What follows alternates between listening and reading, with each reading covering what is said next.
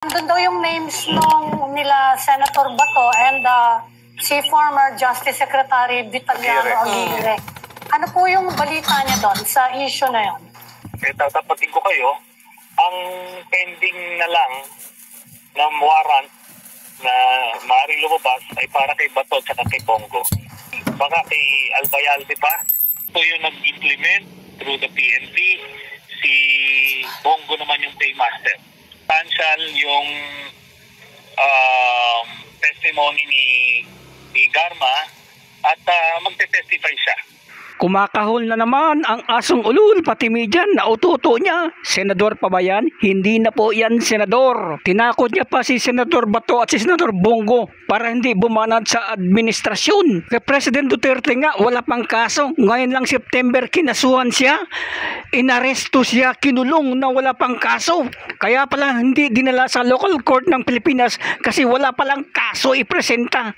Tapos ang kunin nilang witness, ito si Garma, may arrest warrant galing sa korte sa Mandaluyong City. Murder, no bail recommended. Tapos ito maging witness, kung ito maging testigo ng ICC, kalokohan ng ICC. Ikaw ang gumawa, Garma, tapos ituro mo kay President Duterte. Former Senator Antonio Sonny Trillanes IV.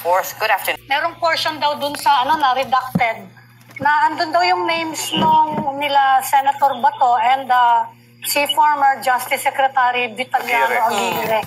Ano po yung balita niya doon sa issue na yun? Ito po, no? Tatapatin ko kayo, ang pending na lang ng warrant na maaaring lumabas ay para kay Bato at kay Bongo. Wala kay Aguirre, wala kay Sara and anybody else.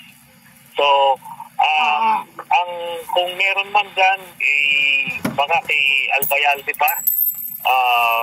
But other than the three that I mentioned, wala na yun.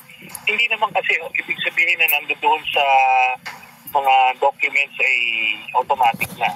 Iba yung threshold nila ng ebidensya dito. Para nga siguradong walang mape-persecute, kailangan yung threshold ng evidence nila is certainty of conviction. Patas. Yun ang standard. O kaya ito. Pero itong sa kay Bongo at Bato, siguro earliest ito, baka mga early next year pa. So, they are going to be named as what, Senator? Co-perpetrators or? Warrant would be issued. Warrant would be issued as principals. They are being named as principals in this case, essentially. Yes. Kasi silang tatlo yung integral sa operation. Si Digong yung nag-set ng policy, si nag-utos. Si Bato yung nag-implement through the PNP. Si Bongo naman yung paymaster. May balita ka ba, Keroy Nagarma, Senator? Kasi pinalabas siya dito dahil wala pa namang arrest warrant siya noon And she is expected to testify sa ICC. Pero ngayon, in-order na yung arrest sa kanya ng korte dito.